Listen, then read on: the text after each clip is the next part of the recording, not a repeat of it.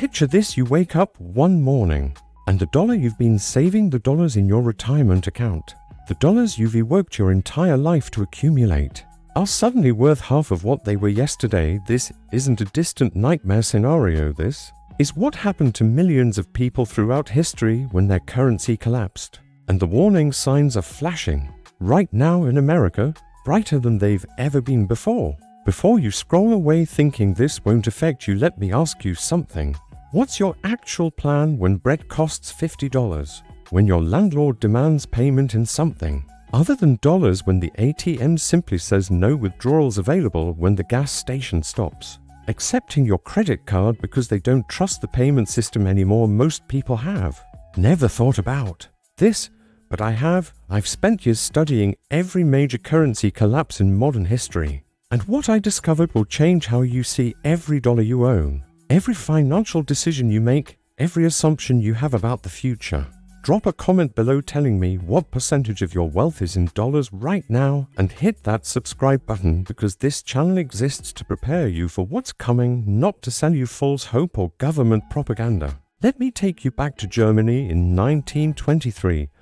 A woman named Emma Fischer took her life savings to the market in Berlin on a cold November morning. She needed a wheelbarrow not to carry groceries home, but to carry enough paper marks just to buy a single loaf of bread. Her entire retirement, decades of careful savings, became worthless in less than 18 months. This wasn't ancient history. This was the Weimar Republic, a modern industrialized nation with universities, factories, railways, a sophisticated banking system where millions of middle-class families were financially destroyed overnight. Teachers, doctors, engineers, shopkeepers, people just like you, wiped out completely. The collapse didn't happen all at once. That's the terrifying part that nobody talks about. It started slowly, almost imperceptibly, prices rising a little faster than normal, the government assuring everyone this was temporary, just a small adjustment due to war reparations, experts on the radio telling people to remain calm, to trust the Reichsbank, to believe in the strength of the German economy. People kept their money in banks because that's what responsible citizens do. They trusted the system, they believed their leaders, and that trust cost them everything they had worked for their entire lives, every sacrifice, every hour of labor, every dream they had saved for, all of it vanished. Here's what actually happens to you during currency collapse, and I mean specifically to you and your family, not some abstract economic theory you read about in textbooks. First, your grocery bill doubles, then it doubles again. Within months, you're spending your entire paycheck just on food and rent.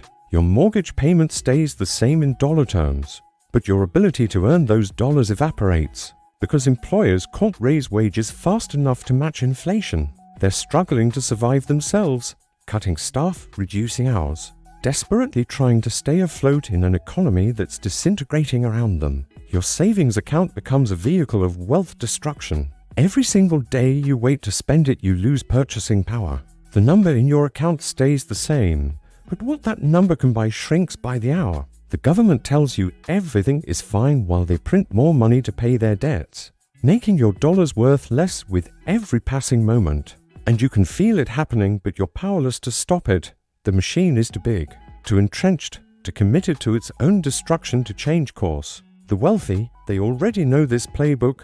They've studied what happened in Weimar Germany, in Zimbabwe, in Venezuela, in Hungary after World War II, in Argentina repeatedly throughout the 20th century. They've moved their assets into hard assets like real estate, precious metals, foreign currencies, commodities, farmland, businesses with real productive capacity, anything that holds value independent of government promises. While you're being told to stay calm and trust the system, the insiders are quietly protecting themselves from what's coming. They're not keeping their wealth in dollars, I can promise you that. They're diversified, protected, positioned for what they know is inevitable. Your job becomes nearly impossible to maintain. Companies start laying off workers because consumers can't afford to buy anything. The entire economic engine seizes up, unemployment skyrockets. Bread lines form outside grocery stores, civil unrest begins in the streets, protests, riots, desperate people doing desperate things, and the government response is always the same: print more money. Impose price controls that make shortages worse, blame external enemies for the crisis. Crack down on dissent. Arrest people who speak the truth. The pattern repeats across every currency collapse in history, with almost mechanical precision. Zimbabwe gave us a preview in 2008. Teachers needed a wheelbarrow full of $100 trillion notes just to buy lunch. Money became so worthless people used it as toilet paper because it was cheaper than buying actual toilet paper. Children made kites out of billion-dollar bills in Venezuela right now. People are using bolivars as wallpaper, as kindling for fires, as anything except currency. These weren't failed states before their currency collapsed. They were functioning economies with educated populations, natural resources, infrastructure, just like ours. They thought it couldn't happen to them either. Let me tell you about what happened in Venezuela in more detail, because it is the most recent example. In 2012, a doctor in Caracas could afford a comfortable middle-class life, nice apartment, car, vacations, savings for retirement. By 2018, that same doctor was digging through garbage looking for food. His entire life savings evaporated, his salary worthless, his pension a joke, everything he had worked for gone. And this happened in less than 6 years. Not centuries, not decades, 6 years from comfortable to desperate. The mechanism is always the same. Government spends beyond its means year after year, accumulating massive debts. The central bank prints money to cover the gap. Inflation begins to accelerate. Confidence in the currency weakens. Panic spreads through the population.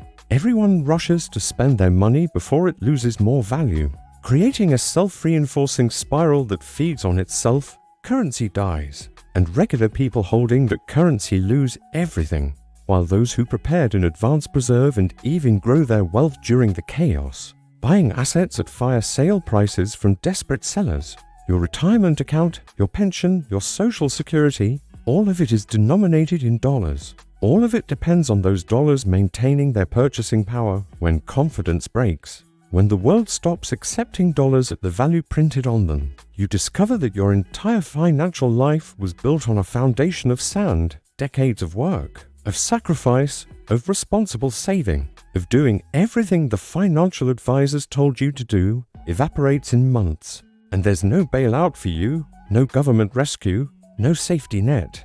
Just the cold reality that you trusted a system that was designed to fail. The psychological impact is devastating.